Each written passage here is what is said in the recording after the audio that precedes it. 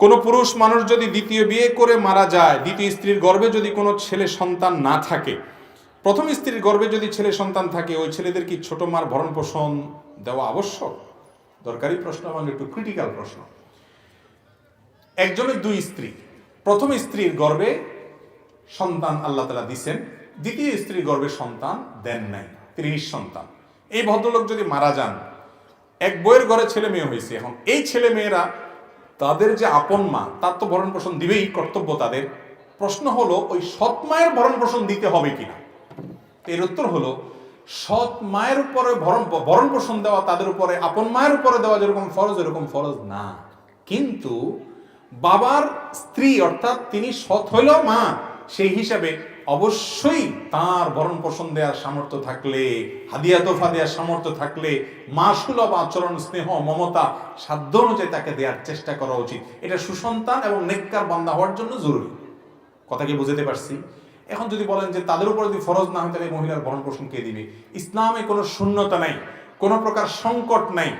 এই ভদ্র মহিলার স্বামী মারা গেলে পরবর্তী অভিভাবক, তার বড় ভাই থাকলে, তার বাবা থাকলে, পুরুষদের মধ্যে সিরিয়াল আছে শরীয়তে, তাদের উপর দায়িত্ব চলে যাবে, অবশ্যই তারা পালন করতে হবে। কেউ না করলে রাষ্ট্র এবং সমাজের কর্তব্য হবে। আর এই ছেলে যারা আছেন, মেয়ে যারা আছেন, তারা তাদের সৎমা হইল তার প্রতি সদাচরণ করার চেষ্টা করতে হবে। আমাদের দেশে তো সৎমা মানে হলো যার পেছনে লাগা যায়, ঠিক না? আর সৎ ছেলে মেয়ে মানে হলো ওর পিছনে লাগা ওয়াজিব, ঠিক না? নাম দিছে সৎ মা, সৎ ছেলে। সৎই যদি হয় তাহলে আমার পিছনে লাগা যায় কেন? আল্লাহ তাআলা আমাদেরকে হেদায়েত দান করুন। আমরা খুব হিংসুক যে বাবা আরেক বিয়ে করছেন, ওই ভদ্র মহিলা 14 গোষ্ঠীর দিকে তাকানো যাবে না, তার ছেলে মেয়ের দিকে তাকানো যাবে না। শয়তান আমাদেরকে নষ্ট করে ফেলছে। আপনার বাবা যদি কোনো ভদ্র মহিলাকে বিয়ে করেন, আপনার ভালো না লাগলেও আপনার বাবার স্ত্রী, আপনার মা, আপন মায়ের মতো মর্যাদা না থাকুক, তিনিও এক প্রকারের মা। অতএব তার প্রতি আপনার সদয় আচরণ করতে হবে। একইভাবে যিনি কারোর দ্বিতীয় বা তৃতীয় বা প্রথম স্ত্রী হয়েছেন, তার স্বামীর অন্য ঘরের সন্তান আছে, তাদের প্রতি শত্রুতা করা যাবে না। আমাদের দেশে সৎ মায়ের সাথে, সৎ সন্তানদের সাথে ভালো আচরণ করে টিকে থাকে, এরকম মানুষ চালনি দিয়ে যদি চালা হয়, 1000 লাখে মনে হয় একজন পাওয়া কঠিন হবে, তাই না? আল্লাহ তাআলা আমাদেরকে ভালো মানুষ হওয়ার তৌফিক দান করুন।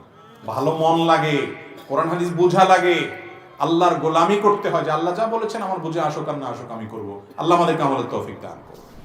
আমাদের মুরব্বীদের মাঝে একটা কথা প্রচলিত আছে যে সংসার ভাগ হওয়ার পূর্বে কোনো সন্তান যদি জায়গা জমি কিনে থাকে, তাহলে তার প্রত্যেক সন্তানের মাঝে ভাগ হবে। তাদের এই কাজটা কি ইসলামী দৃষ্টিকোণ থেকে সঠিক?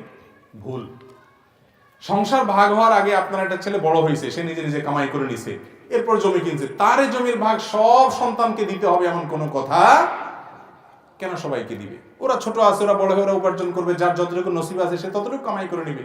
হ্যাঁ, বাবার টাকা দিয়েই সে ব্যবসা করে, বাবারই দোকান সে চালায়, ওই টাকা দিয়ে সে জমি কিনছে, ওইটা সবার ভাগ হবে, কারণ ওইটা তো বাবার।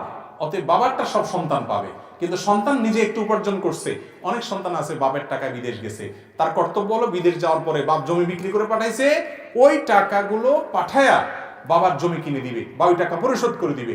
এরপরে যে উপার্জন করবে সেটা দিয়ে ভাই বোনের খেদমত করবে, বাপ মার খেদমত করবে, পাশাপাশি নিজের জন্য জমি রাখবে, ওই জমিতে ভাই বোন ভাগ বসাইতে পারবে। আমাদের দেশে বিদেশিদের যে কি কপাল পোড়া পোড়া, সারা জীবন তো কামাই করে আর জমি কিনতে থাকে, ভাই বোন ওই দোকানে দোকানে আড্ডা মারে, টোটো করে ঘুরে, আর ওই ভাইয়ের জমির ভাগ বসে বসে থাকে। আছে না নেই? অনেক বাপ মায়ের কাজ করে। খবরদার এটা করবেন না। কার কতটুকু হক বুঝে সে অনুযায়ী